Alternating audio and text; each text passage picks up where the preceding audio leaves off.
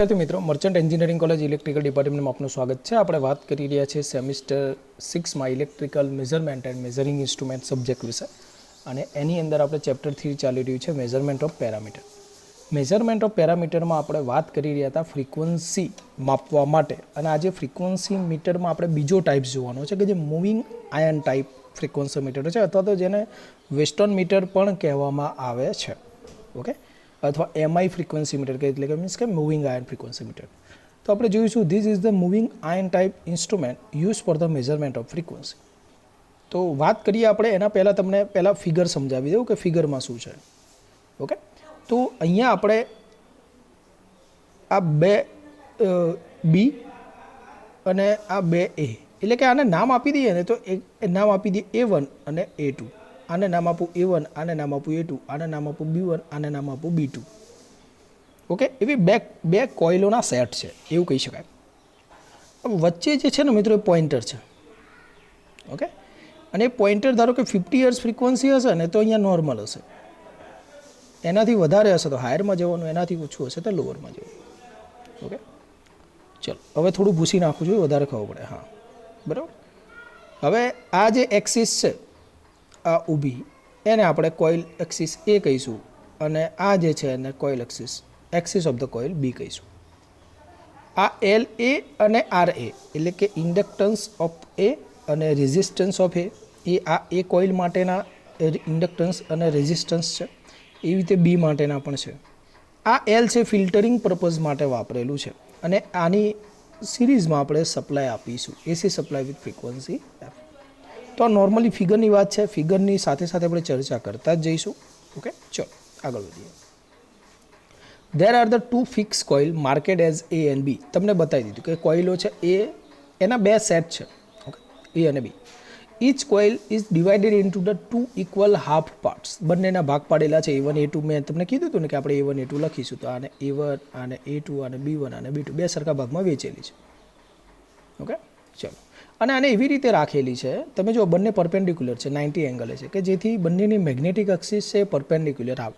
Okay, એટલા જ માટે જો બંનેની જે એક્સિસ છે ને એ 90 ડિગ્રી છે. જો એક્સિસ ઓફ કોઇલ બી અને એક્સિસ ઓફ કોઇલ એ બંને 90 ડિગ્રી છે, એવી રીતે રાખવાની છે. At their centre of a soft iron needle is place on the splinter. અને એની એક્ઝેક્ટ વચ્ચે આપણે સ્પ્લિન્ટર મૂકેલું, પોઇન્ટર મૂકેલું છે. ઓકે, ચલો. Pointer is attached to the splinter, એટલે કે સ્પ્લિન્ટર સાથે પોઇન્ટર અટેચ કરેલું છે, જે આપણે મૂકેલું છે. નોર્મલ ફ્રીક્વન્સી આગળ જે એરો છે એ સ્પ્લિન્ટર છે. ઓકે, ચલો.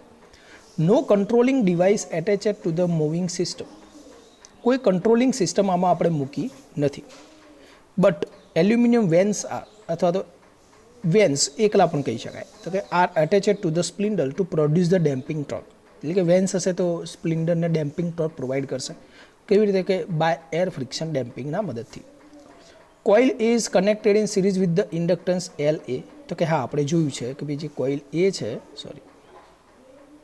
જે કોઇલ એ છે, ઓકે, એ આ એલ એ સાથે કનેક્ટ છે. એ રીતે કોઇલ બી છે એ એલ બી સાથે કનેક્ટ છે. ઓકે, એ જ વસ્તુની હવે આવશે વાત. Coil A is connected in series with inductance L A and parallel with resistance R A. જો એલ એ અને આર એની વાત થઈ ગઈ, એવી જ રીતે હવે એલ બી આર બીની વાત કરીએ, તો કે while coil B is connected series with the resistance R B અને across the inductance L B. ફરક કયો છે? તો ફરક એ છે કે આમાં જો ફરક શું છે, તો કે આમાં જે એ કોઇલ છે ને એલ એ સાથે કનેક્ટ છે સિરીઝમાં, અને એક્રોસમાં આર એ સાથે કનેક્ટ છે. જ્યારે બી કોઇલ છે એ આર બી સાથે કનેક્ટ છે એક્રોસમાં. ઓકે, અને એલ બી આર બી સાથે સિરીઝમાં છે અને એલ બી સાથે એક્રોસમાં છે. ઓકે, બંને કરતાં થોડું રિવર્સ છે. ચલો. અને જે ઇન્ડક્ટન્સ એલ જે આગળ છે, આ ઇન્ડક્ટન્સ એલ છે, ઓકે, એની ચર્ચા કરીએ. તો A inductance L is connected to reduce the harmonic in the current whose frequency is to be measure. આપણે હાર્મોનિક ઓછા કરવા પડે, જેથી આપણને રિઝલ્ટ વધુ સારું મળી શકે. ઓકે, ચાલો. The component R A, R B, R L A, L B, જે કમ્પોનન્ટ છે આપણા રેઝિસ્ટન્સ ઇન્ડક્ટન્સ એ અને બી કોઇલ માટે, આ ડિઝાઇન ટુ સચ અ નોર્મલ ફ્રીક્વન્સી 50 હર્ટ્ઝ, અને 50 હર્ટ્ઝની માટે ડિઝાઇન કરેલી છે કે નોર્મલ છે. ઇમ્પિડન્સ જે છે કોઇલ એ અને કોઇલ બીનો, એ જ્યારે ઇક્વલ હોય ત્યારે બંનેમાંથી જે કરંટ થશે એ પણ કેવો રહેશે? ઇક્વલ થશે. એટલે કે impedance of coil A is equal to the impedance of coil B. Hence the current taken by the coil A is equal to current taken by the coil B. બંનેને current મળશે IA is equal to IB હશે તો એમના impedance છે એ પણ same જ રહેશે. Hence the magnetic field produced by the coil A and coil B have the same field strength. અને એટલા જ માટે જે કોઈ બી ફિલ્ડ સ્ટ્રેન્થ ધારો કે જનરેટ થશે, ફિલ્ડ સ્ટ્રેન્થ જનરેટ થશે, સોરી ફરી વાર દૂર દી, તો ધારો કે આ ફાઈ એ હશે તો આ ફાઈ બી હશે અને એવરેજ હશે તો અહીંયા વચ્ચેથી 45 ડિગ્રીએ જનરેટ થશે એવરેજ. આ બાદથી ગણો કે આ બાદથી ગણો. કેમ? કારણ કે ફાઈ અને ફાઈ બી સરખા છે. તો જો hence the magnetic field produce by the coil and coil B have the same field strength, same. Then the magnetic needle take the position at 45 degree. કેવી રીતે 45 ડિગ્રી મેં તમને કીધું એમ, આ અને આ બંને સેમ હોય તો અહીંયા ટોટલ શું આવશે 45. તમે કહો સાહેબ સેમ ના હોય તો બતાવો. ધારો કે આ ફાઈ બી સેમ છે, હવે નથી તો ફાઈ કેવો હોય નાનો હોય ને ફાઈ બી કેવો હોય મોટો હોય. ઓકે, તો પછી 45 ડિગ્રી ના થાય પરિણામીમાં. ઓકે, ચલો હવે ધારો કે સેમ છે તો 45 ડિગ્રી હશે અને પોઇન્ટર છે ને સ્ટ્રેટ માર્ક થશે એટલે કે 50 હશે. તો જો the position of the pointer on the scale market as a normal frequency is 50 hertz. તો અહીંયા જો આપણે નોર્મલ ફ્રીક્વન્સીનું આપણે લખી દઉં, શું છે નોર્મલ ફ્રીક્વન્સીનો 50 હર્ટ્ઝ છે. ઓકે, ચલો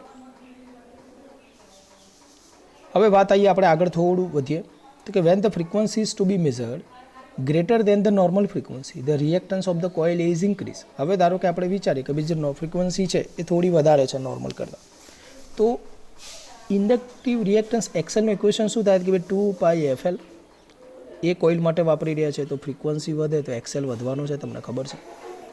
ઓકે, ચલો તો એ રીતે કરી છે કે when the frequency of the measured greater than the normal frequency the reactance A is increase. કેમ? કારણ કે એ ફ્રીક્વન્સી ઇન્ક્રીઝ કરો તો એક્સએલ ઇન્ક્રીઝ થાય, ઇઝ તો પછી રિએક્ટન્સ ઇન્ક્રીઝ થાય. તો રિએક્ટન્સ વધશે ને તો એ કરંટને બહુ આવવા નહીં દે, કારણ કે એ રેઝિસ્ટિવ પ્રોપર્ટીવાળો છે, રિએક્ટન્સ પ્રોપર્ટી છે. તો એમાંથી કરંટ જે હશે ફ્લો થતો એ ઘટી જશે, એટલે એમાંથી ઘટશે તો બીમાંથી વધશે.